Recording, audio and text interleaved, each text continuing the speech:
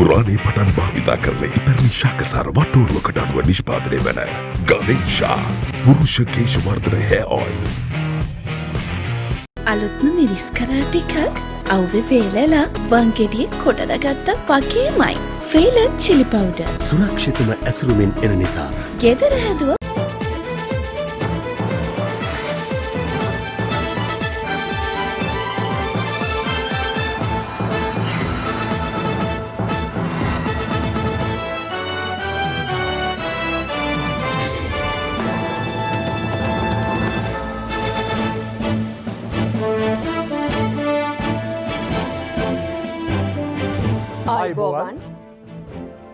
සියලු සමීක්ෂණ වාර්තා නැවත නැවතත් තහවුරු කළ ලංකාවේ අංක 1 ප්‍රවෘත්ති ප්‍රකාශය. පැත්තකියත් ඇත්ත කියන හිරු රාත්‍රී 9:55 ප්‍රධාන ප්‍රවෘත්ති ප්‍රකාශය සමගින් මම ධනුෂ්ක සෙනවිරත්න.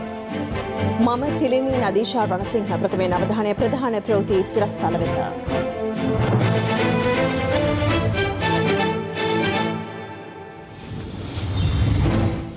ප්‍රේමලාල් ජයසේකරට පාර්ලිමේන්තු වරම් අභියාචනාධීකරණය තීන්දු කරයි. මද්දේගම හිටපු එජාප ප්‍රාදේශීය සභා මන්ත්‍රීගේ නිවසින් ගිනි අවි ඇතුළු ආයුධ හමු වේ.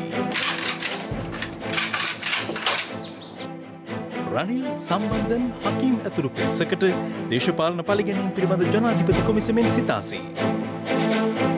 නිව් ඩයමන්ඩ් නෞකාවේ ගින්න යළිත් හටගනී.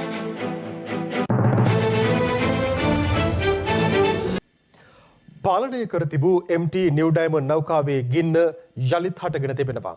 ශ්‍රී ලංකා නාවික හමුදාව පවසන්නේ නෞකාව රඳවා ඇති මුහුදු ප්‍රදේශයේ පවතින අයහපත් කාලගුණික තත්ත්වයක් සමග හටගත් අධික සුළං හේතුවෙන් ගින්න යළි හටගෙන ඇති බවයි.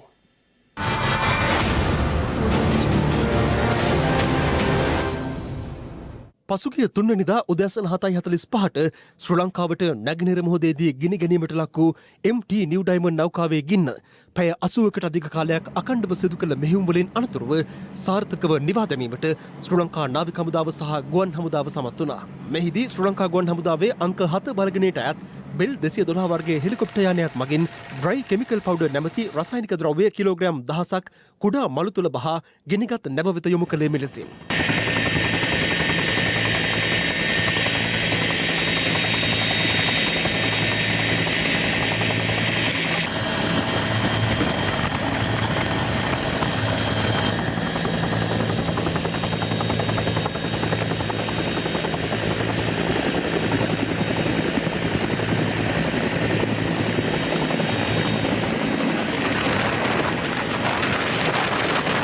ශ්‍රී ලංකා ගුවන් හමුදාව ප්‍රථම වරට අත්හදා බැලූ මෙම රසායනික ද්‍රව්‍ය මගින් ගිනි ගැනීම සම්පූර්ණයෙන්ම පාලනය කිරීමට හැකි වුණා.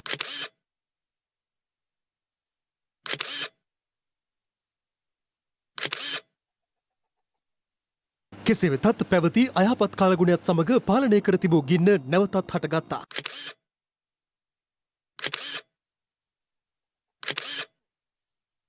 නිව් ඩයමන්ඩ් නෞකාවේ ගින්න මේ මොහොත වෙන විට පවතින අයහපත් කාලගුණ තත්ත්වය නිසා සහ අධික සුළං ප්‍රවාහය නිසා යම් වර්ධනයක් පෙන්වුම් කරනවා. මේ වන විටත් නැවතත් ගින්න විශාල ලෙස පවතින බවට නිරීක්ෂණය වෙනවා. කෙසේ වුවත් මේ ඊයේ රාත්‍රියේ සිටම මේ වනතුරු එක්ක නෞකාව සිසලන කටයුතු සිද්ධ වුණා. දැන් නැවතත් ගිනි නිවීමේ කටයුත්තක් බවට එය පත් කරගෙන තියෙනවා. අයහපත් කාලගුණ තත්ත්වයට යටතේ වුවද ශ්‍රී ලංකා නාවික හමුදාව සහ ඉන්දිය වෙරළාරක්ෂක නෞකා අඛණ්ඩව නෞකාවේ එන්ජින් කාමරය සහ අවට ප්‍රදේශ සිසිලනය කිරීමේ කටයුතු වල යෙදී සිටියා. නැවතත් ක්‍රියාත්මක වූ ශ්‍රී ලංකා ගුවන් හමුදාව ගින්න පාලනය කිරීම සඳහා යොදාගෙන වියලි රසායනික ද්‍රව්‍ය කිලෝ 3000කට අධික ප්‍රමාණයක් නැව මත හෙළනු ලැබුවේ බෙල් 212 සහ MI-17 වර්ගයේ හෙලිකොප්ටර් යාන උපයෝගී කර ගනිමින්.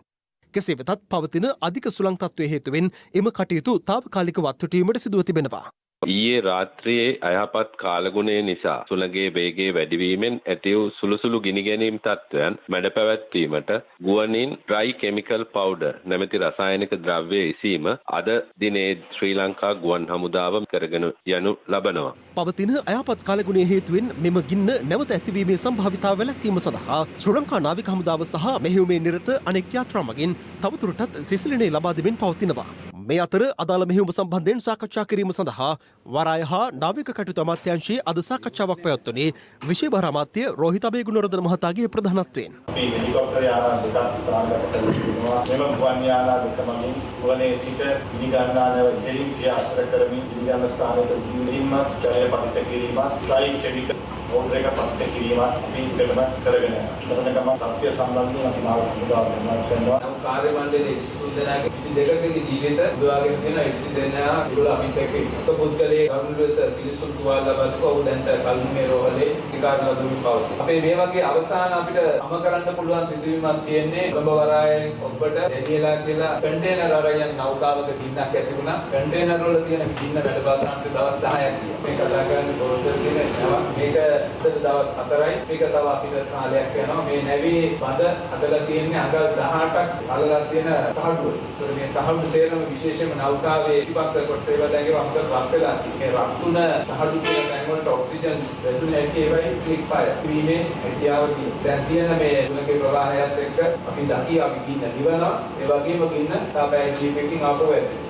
ඒක මර්ධනය කිරීමේ කටයුතු දැන් ඉතාමත්ම සාර්ථකව කරගෙන යනවා. මේ පරිසරයට වෙන හානිය ගැන කතා බහ කරා. ඒකෙදි අපිට අවශ්‍ය වෙනවා නීතිමය වශයෙන් ඔප්පු කරන්න අපි කරන්න කියන තමයි මුහුදට ගිහලා දැන් වලින් සාම්පල් අරන් අපි පෙන්නුම් කරන්න ඕනේ. අපේ පරිසරයට කලින් තිබ්බ මුහුදේ තත්ත්වය මෙහෙමයි. දැන් තියෙන මුහුදේ තත්ත්වය මේ සාම්පල් එකතු කිරීම සඳහා තන්ත්‍ර නාරායක සහ කණ්ඩායම් දෙකක් යොදවලා තියෙනවා. ඔව් නවාවට ගිහලා සාම්පල් එකතු කරන්න නියමිතයි. ඒ අනුව සමුද්‍රීය පරිසර ආරක්ෂණ අධිකාරිය නාර ආයතනය සහ රුහුණු විශ්වවිද්‍යාලයේ කණ්ඩායමක් අදාළ නෞකාව අසලට ගමන් ආරම්භ කර තිබෙනවා.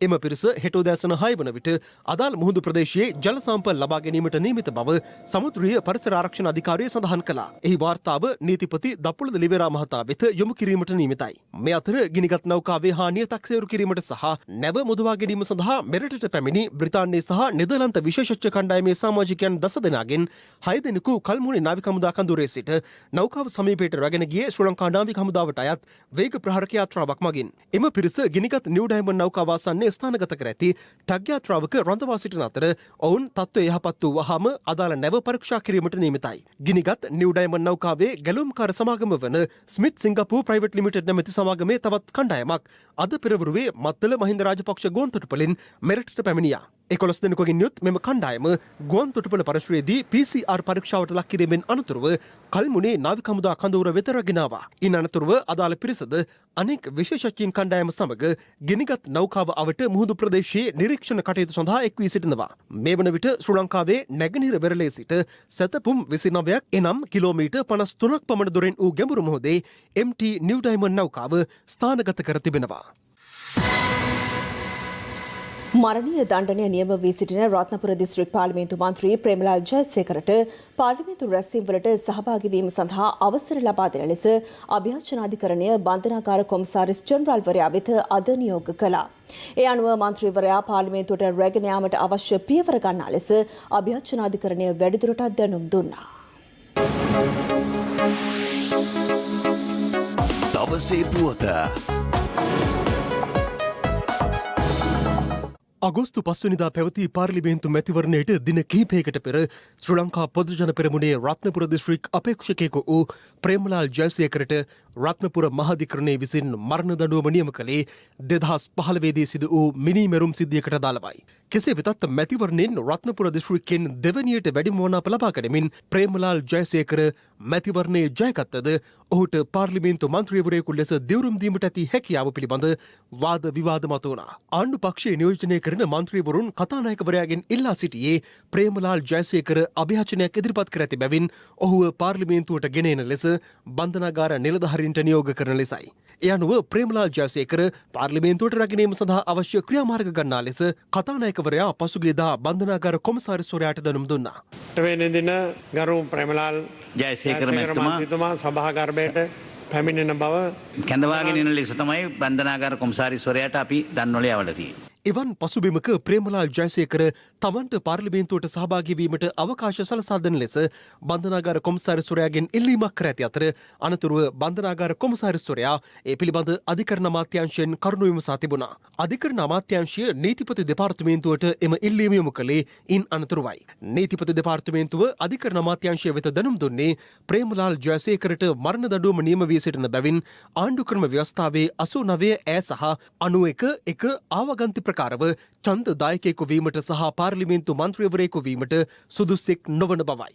ඒ අනුව තමාට පාර්ලිමේන්තු රැස්වීම වලට සහභාගී වීමට අවසර දෙන ලෙස බන්ධනාගාර කොමසාරිස් ජෙනරාල්වරයා වෙත නියෝගයක් නිකුත් කරන ලෙස ඉල්ලා ප්‍රේමලාල් ජයසේකර විසින් අභියාචනාධිකරණය හමුවේ රිට් පෙත්සමක් ගොනු කළා. පසුගිය සිකුරාදා එම පෙත්සම විභාගයට ගත් අතර විත්තිය වෙනුවෙන් අදහස් දැක්වූ ජනාධිපති නීතිඥ රොමේෂ් සිල්වා මහතා කියා සිටියේ තම සේවාදායකයාට පාර්ලිමේන්තුවේ මන්ත්‍රීවරයෙක් ලෙස දිවුරුම් දීමට අසුන් ගැනීමට සහ ඡන්දය ප්‍රකාශ කිරීමට සුදුසුකම් තිබෙනවාද යන්න තීරණය කිරීමේ බලය කතානායකවරයා වෙත පැවරී තිබෙන බවයි. ආණ්ඩුක්‍රම ව්‍යවස්ථාවේ 89 ඈ වගන්තිය ප්‍රකාරව මරණීය දණ්ඩනය නියම වී සිටීම පාර්ලිමේන්තුවේ අසුන් ගැනීමට හෝ ඡන්දය ප්‍රකාශ කිරීමට නොසුදුසුකමක් ලෙස දක්වා නොමැති බව පෙන්වා දුන් ජනාධිපති නීතිඥ රොමේෂ් සිල්වා මහතා මරණීය දණ්ඩනය හිමි වූ විත්තිකරුවෙකු එම දඬුවමට එරෙහිව අභියාචනයක් ඉදිරිපත් කළ විගස එම දඬුවම ක්‍රියාත්මක වීම නවතින බවද සඳහන් කළා. එවැනි තත්ත්වයේ පසුවන පුද්ගලයෙකුට පාර්ලිමේන්තුවේ රැස්වීම සඳහා සහභාගී වීමට නීතිමය වශයෙන් බාධාවක් නොමැති බවටයි ජනාධිපති නීතිඥවරයා තර්ක කර සිටියේ. කෙසේ වෙතත් අදාළ පෙත්සමේ වගඋත්තරකරුවන් ලෙස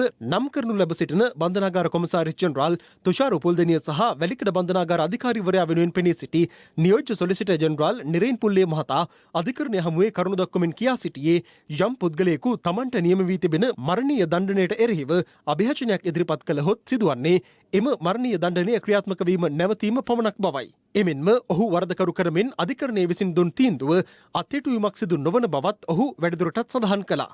කරුණු සලකා බැලූ අභියාචනාධිකරණය පසුගිය සිකුරාදා නිවේදනය කළේ අදාළ තීන්දුව අද ප්‍රකාශ කරන බවයි. ඒ අනුව අභියාචනාධිකරණ සභාපති විනිසුරු AHMD නවාස් සහ සෝබිත රාජකරුණා යන ද්විපුද්ගල විනිසුරු මඩුල්ල හමුවේ එම පෙත්සම අද කැඳවනු ලැබුවා.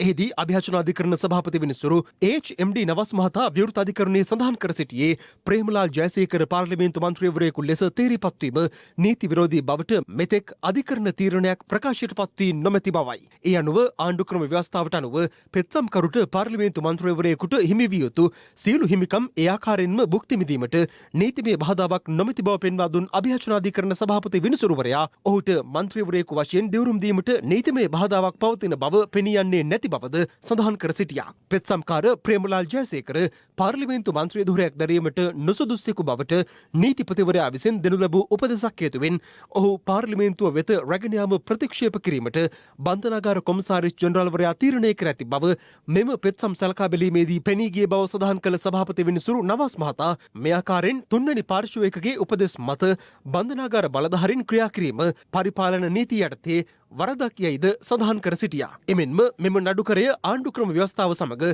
කිසිදු ආකාරයකින් සම්බන්ධ නොවන බවයි සභාපති විනිසුරුවරයා සඳහන් කර සිටියේ. ඒ අනුව මෙම කරුණු සම්බන්ධයෙන් පුළුල් විභාගයක් පැවැත්වීමට අධිකරණය තීරණය කර ඇති හේයින් පෙත්සම විභාග කිරීම සඳහා අවසර දෙන බවත් එහි වගඋත්තරකරුවන් වන බන්ධනාගාර කොමසාරිස් ජෙනරාල් තුෂාර උපුල්දෙනිය සහ වැලිකඩ බන්ධනාගාර අධිකාරීවරයා සහ පාර්ලිමේන්තු මහලේකම් යන පාර්ශ්ව වෙත නොතීසි නිකුත් කරන බවත් සභාපති විනිසුරුවරයා විවෘත අධිකරණයේ සිය තීන්දුව ප්‍රකාශයට පත් කරමින් සඳහන් කළා. පෙත්සම මේ මාස 29 වනදා යලි කැඳවනු ඇති.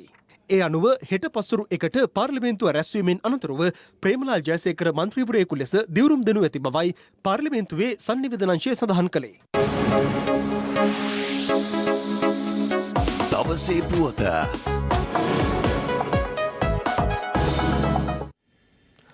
පොලිස් විශේෂකාර්ය බලකායේ නිලධාරීන් අද සිදු කළ විශේෂ වැටලීමකදී බද්දේගම ප්‍රාදේශීය සභාවේ එක්සත් ජාතික පක්ෂ හිටපු මන්ත්‍රීවරයෙකු අවි ආයුධ සමග අත්අඩංගුවට ගත්තා. අත්අඩංගුවට ගත් හිටපු මන්ත්‍රීවරයා වැඩිදුර විමර්ශන සඳහා අපරාධ පරීක්ෂණ දෙපාර්තමේන්තුවට බහර දී තිබෙනවා. පොලිස් විශේෂකාර්ය බලකායේ මෙහෙයුම් ඒකකයට ලද තොරතුරකට අනුව එම නිලධාරීන් සහ බද්දේගම පොලිසිය එක්ව බද්දේගම ප්‍රාදේශීය සභාවේ හිටපු මන්ත්‍රීවරයෙකු වූ ගැමුණු දේශප්‍රිය ඒකනායකගේ නිවස පරීක්ෂා කරනු ලැබුවා. එහිදී T56 ගිනියවියක්, T56 මැගසීනයක්, T56 උණ්ඩ 6ක්, වායු රයිෆලයක් සහ එම උණ්ඩ 50ක්, කිනිසි 4ක්, කඩුවක්, පිස්තෝල බහලන කවර 5ක් සහ ජීව අද්බෝම්බයක් සොයා ගැනීමට හැකි වුණා.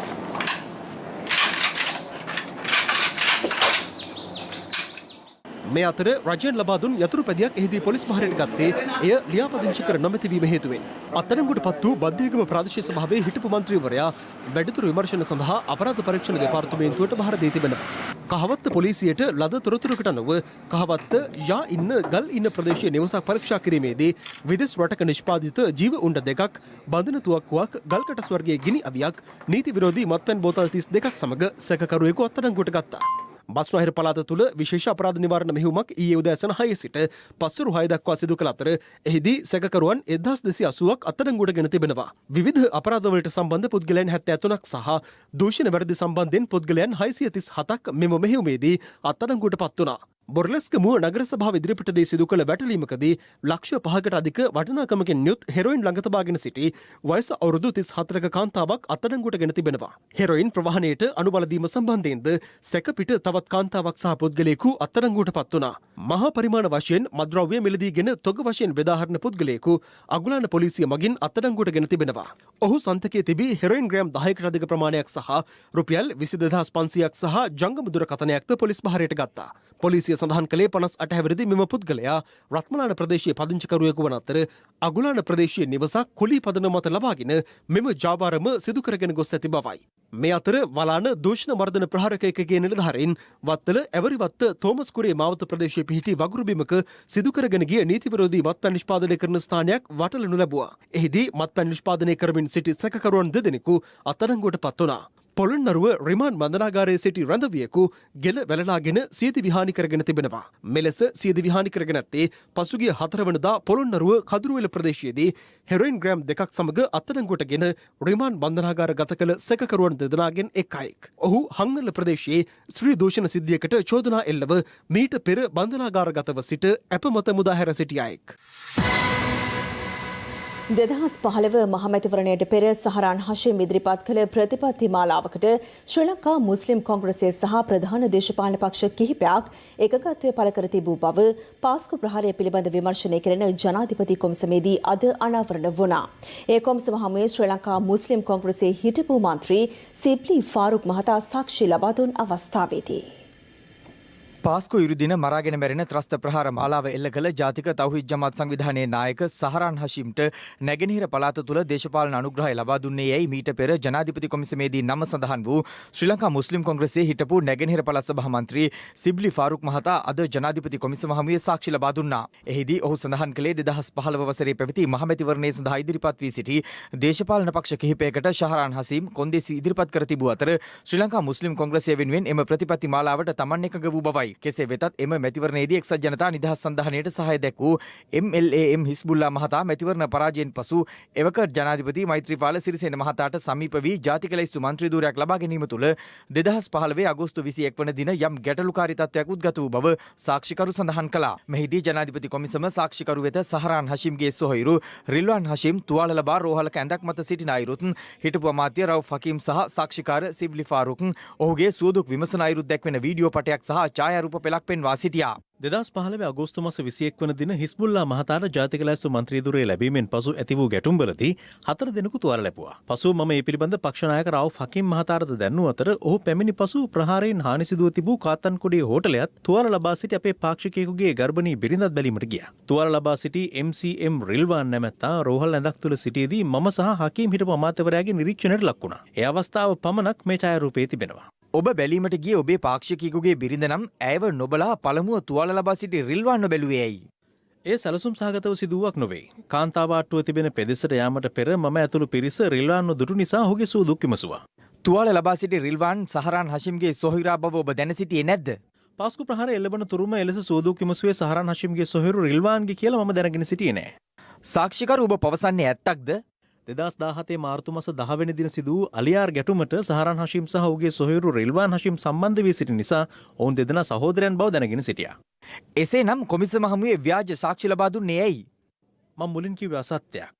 මෙහිදී ජනාධිපති කොමිසම මාධ්‍ය වාර්තා කර තිබූ සහරාන් හෂීම් සමග හිටපු අමාත්‍ය රවුෆ් හකීම් මහතා සහ සාක්ෂිකාර සිබ්ලි ෆාරුක් සාකච්ඡාවක නිරත වන වීඩියෝ දර්ශනයේද විවෘත කොමිසම හමුවේ පෙන්වා සිටියා. එහිදී කොමිසමේ සභාපතිවරයා ප්‍රශ්න කළේ අදාළ ස්ථානය කුමක්ද යන්නයි. මේ ජාතික තෞහිද් ජමාත් පල්ලියක්.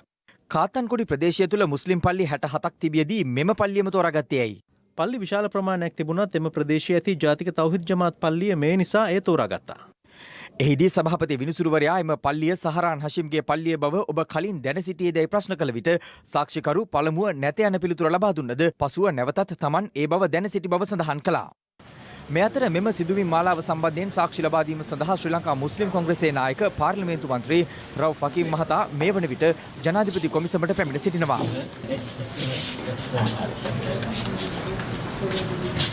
මේ අතර පාස්කු ප්‍රහාරය සම්බන්ධයෙන් විමර්ශනය කෙරෙන ජනාධිපති කොමිසමේ පොලිස් විමර්ශන ඒකකය හමුවේ පළමු වරට ප්‍රකාශයක් ලබා දීම සඳහා නැගෙනහිර පළාත් හිටපු ආණ්ඩුකාර MLA M හිස්බුල්ලා මහතා අද පෙරවරු 9:30ට පමණ පැමිණියා. ඔහු පැය 6ක පමණ කාලයක් ප්‍රකාශ ලබා දුන්නා. බැටික්ලෝ කැම්පස් සම්බන්ධයෙන් වැඩිම සාකච්ඡා කරේ ප්‍රශ්න කරා. මුදලාප විධි සම්බන්ධයෙන් උඩන්ගත සම්බන්ධයෙන් සහරාගේ ප්‍රහාරයෙන් පසුව ඔබ පුද්ගලයෝ එයාපෝට් එකට ගෙනිච්ච කියලා කරලා කතා ගොඩක් ගියා. මට කළපුව නැගෙනහිර පළාතේ ලොකු ඉන්වෙස්ට්මන්ට් එකකට හවුසින් ප්‍රොජෙක්ට් එකකට මම එකෙන් ගියේ. ඒක සම්පූර්ණ පට්ටපොල් බොරු ප්‍රචාරය. CCTV බොරුද ඒක? සම්පූර්ණ බොරුවක්. මම දන්නේ නැද්ද ඒ අය සහරාන්වත් එක්ක සම්බන්ධයි කියලා? කිසිම සම්බන්ධයක් නැහැ ඒගොල්ලෝ. දැන් ඔබතුමා සහරාන් ඇත්තටම දැකලා කතා කරලා ආශ්‍රය කරලා තියෙනවා. එකපාරක් හම්බ වෙලා දෙන්නේ මගේ විතරක් නෙමෙයි මට කළපු දිස්ත්‍රික්කයේ සියලුම දේශපාලකයන් හම්බ වුණා. ඔබතුමාගේ අදහස මොකද්ද මේ පාස්කු ප්‍රහාරය සම්බන්ධව? ඒ සම්පූර්ණ අපි හලා දෙකිනවා. මේ වගකීම කට්ටිය අනිවාර්යයෙන්ම අත්අඩංගුවට ගන්න ඕනේ. පාර්ලිමේන්තු මන්ත්‍රී මුජිබුර් රහ්මාන් මහතාද අද පෙරවරු 9:30ට පමණ විමර්ශන ඒකකය හමුවේ පෙනී සිටි අතර පැය 4ක පමණ කාලයක් ප්‍රකාශ ලබා දීමෙන් පසු ඔහු පිටතට පැමිණියා. ඒවකට මෛත්‍රීපාල සිරිසේන ජනාධිපතිතුමා. ඉතින් එතුමා මේකට අනිවාර්යයෙන්ම වක් කියන්න ඕනේ. මොකද මේක තුමාගේ නොසැලකිලිභාවයත් ආරක්ෂක අංශවල සමහර අයගේ නොසැලකිලිභාවයත් උඩ සිද්ධ වෙච්ච දෙයක්. ඒ වගේම තමයි මේ මෙහෙයුමේ හිටපු එක කාන්තාවක් අද වෙනකොට මේ රටින් පිටුහල් වෙලා තියෙනවා කියලා මාධ්‍යවල පළ වුණා. එයා ඉන්දියාවේ ඉන්නවා කියලා යම් මාධ්‍යවල පළ වුණා. ඉතින් එයාව ගෙන්න ගත්තා නම් මේකේ සියලු සුලමුල කවුද මේකේ පිටිපස්සේ හිටියේ මොන පරමාර්ථයෙන්ද මේක කරේ? මේක කාගේ වමනාවට සිද්ධ වෙච්ච දෙයක්ද කියන සියලු දේවල් හොයාගන්න පුළුවන්. දැන් ඒ කාන්තාව පිටුවල් කරලා තින්න ඔබතුමාගේ ආණ්ඩුවේ හිටපු ඇමතිවරයෙක් නේ. මල්ලි කෙනෙක් නෑ ඇමතිවරයෙක්ගේ මල්ලි කෙනෙක් කවුරුවත් නෙමෙයි. ඒ දැන් ඒ කාන්තාව පිටුවල් කරන්න උදව් කරයි කියන පොලිස් නිලධාරියක් දැන් අත්අඩංගුවේ ඉන්නවා. දැන් සහරාන්ව අත්අඩංගුවට ගන්න විවෘත වරන්තුවක් ගත්ත DIG නාලක සිල්වා මහත්මයාව අත්අඩංගුවට ගන්නවානේ. ඒ අත්අඩංගුවට ගන්නේ අර නාමල් කුමාර කියන පුද්ගලයාගේ පැමිණිල්ලක් අනුව. ඒතකොට සාමාන්‍ය මේ නාමල් කුමාර කියන පුද්ගලයාගේ පැමිණිල්ල අනුව තස්ස විමර්ශනයේ අංශයේ ප්‍රධානියාව අත්අඩංගුවට ගත්තේ කාගේ උමනාවටද කියන එකත් හොයන්න ඕනේ. මැණික් සහ ස්වර්ණාභරණ කර්මාන්තකරුවන් උපයන ලාභය මත පනවා ඇති 14%ක ආදායම් බද්ද සහ 15%ක රත්රන් ආනයන බද්ද ඉවත් කිරීමට ජනාධිපති ගෝඨාභය රාජපක්ෂ මහතා තීරණය කර තිබෙනවා.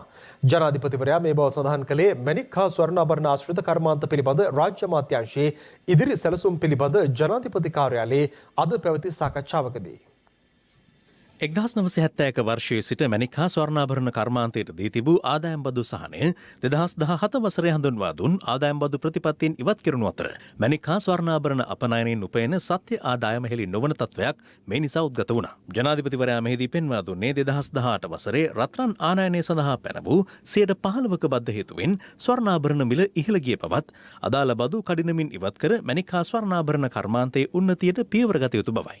මැණික් කැණීම් බලපත්‍ර නිකුත් කිරීමේදී සිදුවන ප්‍රමාදයන් වළක්වා ගැනීම සඳහා අදාළ සියලු ආයතන එක් ස්ථානයක ස්ථාපනය කරන්නයි ජනාධිපතිවරයා මෙහිදී උපදෙස් ලබා දුන්නා. ජනාධිපතිවරයා රාජ්‍ය බැංකුවලට මෙහිදී උපදෙස් ලබා දුන්නේ ස්වර්ණාභරණ නිෂ්පාදකයන් සහ සාම්ප්‍රදායික ස්වර්ණාභරණ ශිල්පීන්ට රත්රන් මිලදී ගැනීමට රාජ්‍ය බැංකු මගින් 104ක සහන පොලියක් යටතේ රුපියල් ලක්ෂ 10ක ණය මුදලක් සපයන ලෙසයි. ජනාධිපති ගෝඨාභය රාජපක්ෂ මහතා මෙහිදී නියම කරනු ලැබුවේ රත්නපුර දිස්ත්‍රික්කයේ මැණික් බහුල ප්‍රදේශවල අනවසර මැණික් ගැරීම් මහා පරිමාණයෙන් සිදුවන බැවින් ඒවා වහා නැවැත්වීමටත් සාම්ප්‍රදායික මැණික් ගැරීමේ නිරත වූවන්ට ඇති බාධක ඉවත් කරන ලෙසයි. මේ අතර මෙතෙක් ක්‍රියාත්මක නොවූ බෞද්ධ ස්වාමීන් වහන්සේ 15000ක් ආවරණය වන බුදුපුත් සුරක්ෂා සෞඛ්‍ය රක්ෂණාවරණ වැඩසටහන ලබන ඔක්තෝබර් මාස 1 වෙනිදා සිට ආරම්භ කරන ලෙස අග්‍රාමාත්‍ය මහින්ද රාජපක්ෂ මහතා අද උපදෙස් ලබා දුන්නා. අරලේගහ මන්දිරයේ පැවති බුද්ධ ශාසන අරමුදලේ 84 වෙනි පාලක මණ්ඩල රැස්වීමට එක්වෙමින් අරමුදලේ සභාපතිවරයා වශයෙන් අග්‍රාමාත්‍යවරයා මේ බව ප්‍රකාශ කළා. ඒ අනුව අග්‍රාමාත්‍යවරයා උපදෙස් ලබා දුන්නේ බුදුපුත් සුරක්ෂා සෞඛ්‍ය රක්ෂණාවරණ වැඩසටහනට බුද්ධ ශාසන අරමුදලින් රුපියල් මිලියන 40ක මුදලක් ආරම්භයේදී ප්‍රදානය කිරීමටයි. ඊට අමතරව මෙම අරමුදලට රජයෙන් රුපියල් මිලියන 50ක මුදලක් යෙදවීමට නියමිතයි. මෙම සාකච්ඡාවට විපක්ෂ නායක සජිත් ප්‍රේමදාස මහතාද එක්ව සිටියා. විසිවන ආණුක්‍රම ව්‍යවස්ථා සංශෝධනයට එරෙහිව අධිකරණ ක්‍රියාමාර්ග ගැනීමට කටයුතු කරන බව සමගි ජනබලවේගයේ ජාතික සංවිධායක තිස්ස අත්තනායක මහතා පවසනවා. ඔහු මේ බව සඳහන් කළේ සමගි ජනබලවේගයේ පාර්ලිමේන්තු මන්ත්‍රී කණ්ඩායම අද පස්වරුවේ රැස් වූ අවස්ථාවේදී. විපක්ෂ නායක සජිත් ප්‍රේමදාස මහතාගේ ප්‍රධානත්වයෙන් පාර්ලිමේන්තු සංකීර්ණයේදී පැවති මෙම සාකච්ඡාවේදී 20 වෙනි ව්‍යවස්ථා සංශෝධනය පිළිබඳ දීර්ඝ ලෙස සාකච්ඡාවට ලක්ව තිබෙනවා. 19 ඉදිරියට යන තේමාව යටතේ හෙට පස්වරු 4ට ජපන් මිත්‍රත්ව මාවතේ පිහිටි පූජ්‍ය මාදුළුවාවේ සෝභිත හිමිගේ පිළිරුවාසලදී විරෝධතාවක් පැවැත්වීමටත් ඔවුන් එහිදී තීරණය කරනු ලැබුවා. සමගි ජන බලවේග පාර්ලිමේන්තු මන්ත්‍රී කණ්ඩායම් රැස්වීමේදී තීරණය කරා 20 වෙනි සංශෝධනයට සම්පූර්ණයෙන්ම විරුද්ධත්වය පළ කරන්න. ඊට අමතරව අධිකරණ ක්‍රියාමාර්ගයකුත් එහා සමානවම ගැනීමට තමයි පාර්ලිමේන්තු මන්ත්‍රී කණ්ඩායම තීරණය කළේ. අපේ ඒක විකල්පය මොකක්ද නම් 19+19 සංශෝධන අඩුපාඩු ටික අදාගෙන ඉස්සරට යන එක. මේ අවස්ථාවේදී 20 වෙනි සංශෝධනයට අපි විරුද්ධ වෙනවා. ඉතින් 3-2ක බලයක් තියෙනවා. ආණ්ඩුවට නෑ 3-2 බලය නෑ. ඔබතුමාගේ නම ඇතුළු නම් කිහිපයක් මේ 20 වෙනි සංශෝධනයත් සමග ඔබතුමාලා ආණ්ඩුවට සම්බන්ධ වීමට යනවා. කිසිම සාකච්ඡාවක් නැත. එක්සත් ජාතික පක්ෂ නායකතුමා දැන් පාර්ලිමේන්තෙන් එන්න හදනවා. ඒ පක්ෂ නායකවරයා කවුද කියලා කියනවා දැන් හරියට. හේතුවන ආවනම් හොඳයි. රසවත් දේ බලාගන්න පුළුවන් අපි. ඇවිල්ලා ගෞරවනීය විදිහට එතුමාට අපි ස්තුති කරලා අපෝ යවන්න පුළුවන් ගෙදර. තීරණයක් ගත්තද මෙහෙම අධිකරණ ක්‍රියාමාර්ග ගන්නවා කියලා? නෑ එහෙම දෙයක් අද කතා කරේ නෑ. දැන් තිස්සන අත්තනායක මහත්තයා නම් කිව්වා මේ අධිකරණයට යන්න සූදානමක් තියෙනවා කියලා. ඒතකොට එහෙම එකක් නැද්ද? එහෙම දෙයක් අද සාකච්ඡා කරේ නෑ. හිටපු නායකතුමා රනිල් වික්‍රමසිංහ මහතා පාර්ලිමේන්තුවෙන් සූදානමක් තියෙනවා. ඒ ආවත් නැතත් අපිට අදාළත් නෑ. එක්සත් ජාතික පක්ෂයත් එක්ක අපිට කිසිම ගනුදෙනුවක් නෑ. ඒගොල්ලන්ගේ වැඩ අපිට අදාළ නෑ. ඔබතුමාලගේ මේ හිටපු නායකතුමා නම් කියනවා එතුමාව හිර කරලා ඔබතුමාලා පැනලා ගියයි කියලා මේ පාස්කු කොමිසමට ආපු වෙලාවේ. ඒක ඉතින් යාගෙම උත්තරය අහගන්න මගෙන් අහලා හරියන්නේ නෑ. ස්තුතියි. පාර්ලිමේන්තෙන් එන්න හදනවා කොහොමද කැමතිද? අපෙන් අහලා හරියන්නේ නෑ නේ. ඉතින් ඒක අහන්න අපි එතුමාට ගෞරව කරනවා ඉතින්. නෑ ඉතින් එක්සත් ජාතික පක්ෂයේ දැනට ඒ ඉන්න අය තීරණයක් ගන්න ඕනේනේ. අපි බලාපොරොත්තු වෙන්නේ එක්සත් ජාතික පක්ෂය සමගි ජන බලවේගයත් එක්ක එකතු වෙන තැනකට ගේන්න. ඉස්සරහට එහෙම සිද්ධ වෙන්න පුළුවන්. නව ආණ්ඩුක්‍රම ව්‍යවස්ථාවක් ගෙනෙන තෙක් පළාත් සභා මැතිවරණය නොපවත්වන ලෙස පූජ්‍ය එල්.ඒ. ගුණවංශ හිමියන් ආණ්ඩුවෙන් ඉල්ලීමක් කරනවා. මේ අතර නව ආණ්ඩුක්‍රම ව්‍යවස්ථාව සහ 20 වන ආණ්ඩුක්‍රම ව්‍යවස්ථා සංශෝධනය සම්බන්ධයෙන් විවිධ පාර්ශවයන් අදහස් පළ කළා.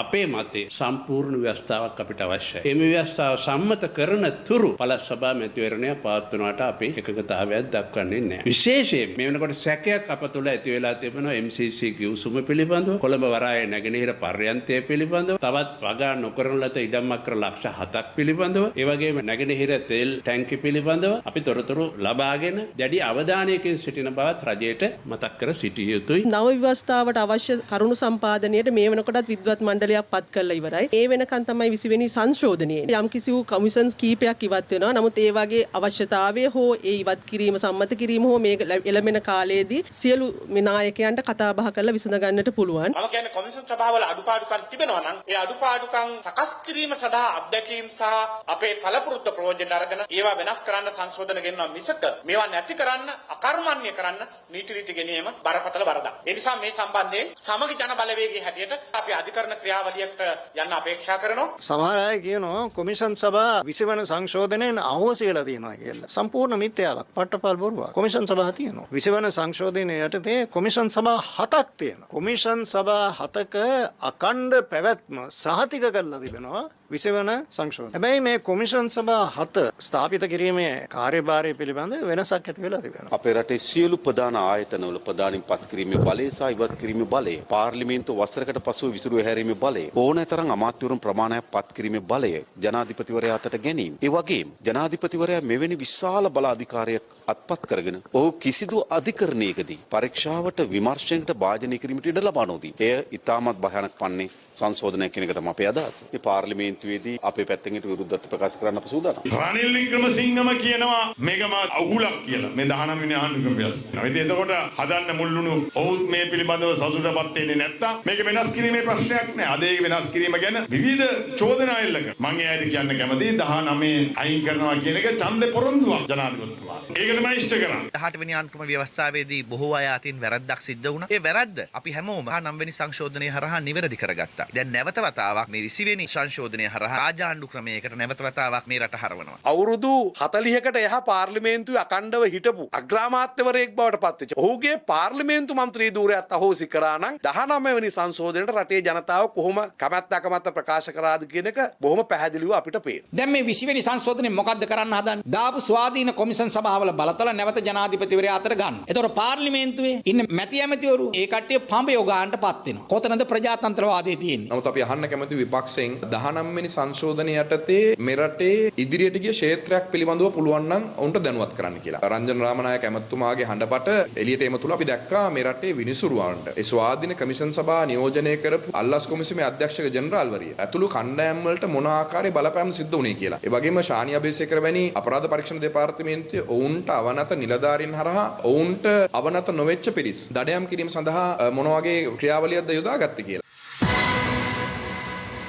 රට ආරක්ෂා කිරීමට අවශ්‍ය ඕනෑම පියවරක් ගැනීමට වත්මන් රජය නොපැකිලිව කටයුතු කරන බව අධිකරණ අමාත්‍ය ජනාධිපති නීතිඥ අලි සබ්රි මහතා පවසනවා. කළුතර ප්‍රදේශයේ පැවති වැඩසටහනකට එක්වෙමින් ඔහු මේ බව සඳහන් කළා. අපි ඔබතුමන්ලාට එකක් කියන්නට ඕන. අපි මේ ඇවිල්ලා ඉන්නේ වැඩ කරන්න මිසක් සංශෝධන කර කර අලුතින් පොත් ලියලා ඉන්න නෙවෙයි. දැන් 19 සංශෝධනයක් උස්සගෙන ආවා. අපි දැන් ඒක ඉවත් කරනවා. ඇයි ඉවත් කරන්නේ? වැඩ කරන ජනාධිපතිතුමාට වැඩ කරන්න පුළුවන් පරිසරය නිර්මාණය කරලා දෙන්න. දැන් අපි අලුත් කොමිෂන් ගෙනාවා. පොලිස් කොමිෂන් බලය දුන්නා 19 සංශෝධනයේ. අපරාධ අඩු වුණාද වැඩි වුණාද? 2015 දී කුඩු පරීක්ෂා කිරීම සඳහා ආව 6700ක්. 2016 වර්ෂයේදී ඒක 7900ක් වුණා. ගිය අවුරුද්දේදී 16000ක් වුණා. මේ අවුරුද්දේ මේ වෙනකොට 14000ක් තියෙනවා. එහෙනම් කොමිෂන් තිබිලා වැඩක් තියනවද? කොමිෂන්ද ඕන අපරාධ නවත්තන්න ඕන. ඒ හින්දා තමයි අපි කල්පනා කරලා තියෙන්නේ මේ කොමිෂන් නැති රිපෝට් හදලා යවලා හරියන්නේ නැහැ. මේ කොමිෂන් කණ්ඩද කොමිෂන් නෙවෙයි වැදගත් මිනිස්සුන්ට ආරක්ෂාව ලබා දෙන්න. ගියසරේ අපි දැක්කා මේ එක බස් එකට ඩ්‍රයිවර්ලා දෙන්නයි ඔය 19 වෙනි සංශෝධනයේ හින්දා ජනාධිපති බලය ඉල්ලනවා අගමැතිත් බලය ඉල්ලනවා. වාර්තා 97ක් තියෙද්දි තාස්කු ප්‍රහාරය වළක්ව ගන්න බැරි වුණා. මොකටද කොමිෂන් 19 වෙනි සංශෝධනයකට දෝන? ඒ හින්දා මිත්‍රවරුනි අපිට ඕන එවන්නක් නොවන ශක්තිමත් රටක් නිර්මාණය කරන්න. ඒ හින්දා මිසක ජනාධිපතිතුමාට මේ බලවලින් නැති වැඩක් නැහැ. රට කරන්න බලයක් එතුමාට ඕන. හැබැයි ඒ පොලිස්පතිය තාම ආස්කර ගන්න බෑ. තාම ඉන්නේ වැඩ බලන පොලිස්පතිවරු. එතකොට 69 ලක්ෂයක් මිනිස්සු ඡන්දේ දීලා පොලිස්පති කෙනෙක්ව ඉවත් කරගන්න බැරි නම් බුද්ධි වාර්තා 90ක් තියෙද්දි ප්‍රහාරයක් වළක්ව ගන්න බැරි නම් කුඩු 6700ක් වෙච්ච එක 16000 වෙනකන් ඉහළ ගිහිල්ලා තියෙනවා නම් මොකද්ද කරන්න කියන්නේ? ඒක තියාගෙන තවදුරටත් වාර්තා හද යවන්න ඕන. ඒ හින්දා මේ රට හදන්නට මේ රට ආරක්ෂා කරන්නට අවශ්‍ය ඕනම පියවරක් ගන්න රජයක් වශයෙන් අපි පැකිලෙන්නේ නැහැ කියන එක මේ අවස්ථාවේදී මම වගකිය යුතු අමාත්‍යවරයෙක් වශයෙන් ප්‍රකාශ කරනවා.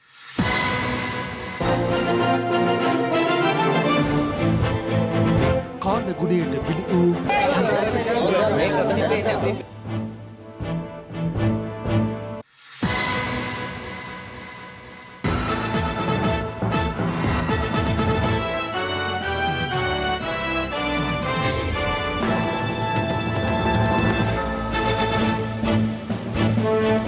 දැනට වැඩ තහනමට ලක්ව සිටින ජ්‍යෙෂ්ඨ නියෝජ්‍ය පොලිස්පති ලලිත් ජයසිංහ මහතා නැවත සේවයේ පිහිටුවීම සම්බන්ධයෙන් තමාගේ විරුද්ධත්වයක් නොමැති බව වැඩබලන පොලිස්පති සී.ඩී. වික්‍රමරත්න මහතා දේශපාලන පරිගැනීම් පිළිබඳ සොයන ජනාධිපති කොමිසම හමුවේ අද ප්‍රකාශ කළා.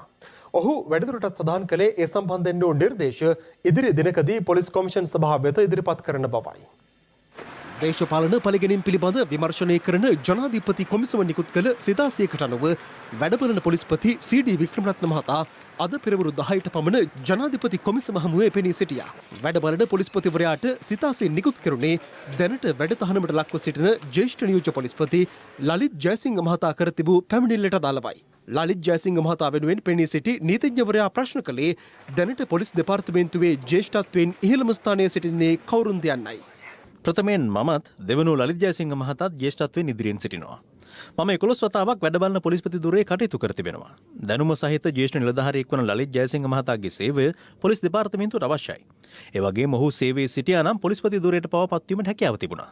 වැඩතහනමකට ලක්ව සිටි පොලිස් පරීක්ෂක නියුමල් රංගජීව මහතා කළ ඉල්ලීම සලකා බලා ඔහු යලි සේවයේ පිහිටුවීමට නිර්දේශයක් පොලිස් කොමිසම වෙත ඉදිරිපත් කළ අයුරින්ම ලලිත් ජයසිංහ මහතා සම්බන්ධයෙන්ද ක්‍රියා නොකිරීම ගැටලු සහගතයි. මෙය ඍජු ලෙසම දේශපාලන පලිගැනීම් මත කළ ක්‍රියාවක් බවට පෙනී යනවා. ලලිත් ජයසිංහ මහතා සේවයේ පිහිටුවන්න ඉදිරිපත් කළ අභියාචනා සැලකිලට ගනිමින් ඔහු සේවයේ පිහිටුවීම සම්බන්ධයෙන් නීතිපතිවරයාගේ මතය විමසුවා. ඊට පිළිතුරු ලිපියක් යොමු කරමින් නීතිපතිවරයා දැනුම් දුන්නේ ලලිත් ජයසිංහ මහතා යලි සේවයේ පිහිටුවීම සුදුසු නොවන බවයි. ආයතන සංග්‍රහයට අනුව පරිපාලනමය තීරණ ගැනීමේ මූලික වගකීම වැඩබලන පොලිස්පතිවරයා ලෙස ඔබට තිබියදී නීතිපතිවරයාගේ මතය විමසුවේ ඇයි? සාමාන්‍යයෙන් මම යම් තීරණ ගැනීමේදී නීතිපතිවරයාගෙන් උපදෙස් විමසනවා. මෙම නඩුවලට අදාළව අධිචෝදනා ගොනු කළ නීතිපති දෙපාර්තමේන්තුවෙන්ම ලලිත් ජයසිංහ යලි සේවයේ පිහිටුවීම පිළිබඳව මතය විමසීම හොරාගේ අම්මගෙන් පේනැහිමක් නේද? ඒ වගේම දණ්ඩ නීති සංග්‍රහයේ 296 යටතේ චෝදනා ගොනු කෙරුණු නියමාල් රංගජීව යලි සේවයේ පිහිටුවා තිබෙනවා. එසේ තිබියදී දණ්ඩ නීති සංග්‍රහයේ 209 යටතේ චෝදනා ගොනු කෙරුණු ලලිත් ජයසිංහ මහතා සේවයේ පිහිටුවීමට කටයුතු නොකිරීම ගැටලු සහගතයි. ලලිත් ජයසිංහ මහතා යලි සේවයේ පිහිටුවීම තුරින් ඔහුගේ නඩු විමර්ශනය කරන පොලිස් නිලධාරීන්ට යම් කිසි බලපෑමක් එල්ල විය හැකි බැවින් ඔහු නැවත සේවයේ පිහිටුවීම පිළිබඳ ගැටලුකාරී තත්ත්වයක් පවතිනවා. නමුත් හෘද සාක්ෂියට අනුව ජයසිංහ මහතාව නැවත සේවයේ පිහිටුවීම සම්බන්ධයෙන් මගේ විරෝධයක් නැහැ. සාක්ෂි විමසීම අවසානයේ කොමිසම තීරණය කළේ ලලිත් ජයසිංහ මහතා සේවයේ පිහිටීම සම්බන්ධයෙන් නිර්දේශ පොලිස් කොමිසමට ඉදිරිපත් කිරීම සඳහා වැඩබලන පොලිස්පතිවරයාට යම්කිසි කාලයක් ලබා දිය යුතු බවයි. මේ පිළිබඳ සාකච්ඡා කරන පොලිස් කොමිසමේ රැස්වීමට ලලිත් ජයසිංහ මහතාටද සහභාගී වන ලෙස මෙහිදී වැඩබලන පොලිස්පතිවරයා ආරාධනා කළා. මේ පිළිබඳ වැඩිදුර විභාගය සැප්තැම්බර් 18 දක්වා කල් තැබුණා. මේ අතර ජනතා විමුක්තිය පෙරමුණේ නායක පාර්ලිමේන්තු මන්ත්‍රී අනුර කුමාර දිසානායක මහතා ජනාධිපති කොමිසම හමුවේ පෙනී සිටියේ දිවිනැගුම දෙපාර්තමේන්තුවේ හිටපු අධ්‍යක්ෂ RAAK රණවන මහතා කර තිබූ පැමිණිල්ලකට අදාළව සිතාසී නිකුත් කර තිබීම හේතුවෙන්. කෙසේ වෙතත් සිතාසී නිකුත් කර තිබූ හිටපු අග්‍රාමාත්‍ය රනිල් වික්‍රමසිංහ, රවුෆ් හකීම්, සරත් ෆොන්සේකා, ආර් සම්බන්ධන්, MA සුමන්තරන්, ආචාර්ය ජයම්පති වික්‍රමරත්න සහ නීතිඥ JC වැලි අමුණ යන මහත්වරුන් අදත් කොමිසම හමුවේ පෙනී සිටියේ නැහැ. ඒ අනුව අදාළ වගඋත්තරකරුවන්ට ලබන 19 වනදා කොමිසම හමුවේ පෙනී සිටින ලෙසට යලි සිතාසී නිකුත් කෙරුණා. අසත්‍ය සාක්ෂි නිර්මාණය කර අධිකරණයේ නොමගැවීමේ චෝදනාවට මේ වන විට රක්ෂිත බන්ධනාගාරගත කර සිටින අපරාධ පරීක්ෂණ දෙපාර්තමේන්තුවේ හිටපු අධ්‍යක්ෂ ශානි අබේසේකර දේශපාලන පළිගැනීම් පිළිබඳ විමර්ශනය කරන ජනාධිපති කොමිසම හමුවේ අදත් පෙනී සිටියා. ඒ රියා අද්මිරාල් DKP දසනායක මහතා කොමිසමට ඉදිරිපත් කළ පැමිණිල්ලක විමර්ශනයට දාලවයි.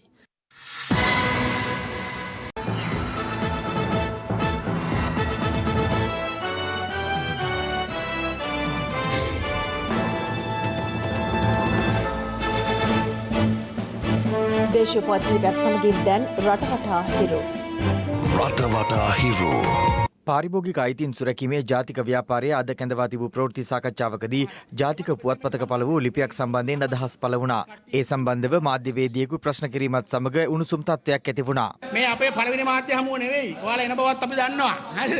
හරි එහෙනම් භූමි සුදි මල්ලි. අපිත් බය නැහැ අපිත් කාටවත්. අපිත් බය නැහැ කාටවත්. එහෙනම් ඔයාලා මෙතන බොරුවට කඩියක්. දවමර තර්ජනය කරනවද? බැංකු කිව්ව මොකද කියන්නේ? මොකද සාදාවද? කාගේ නම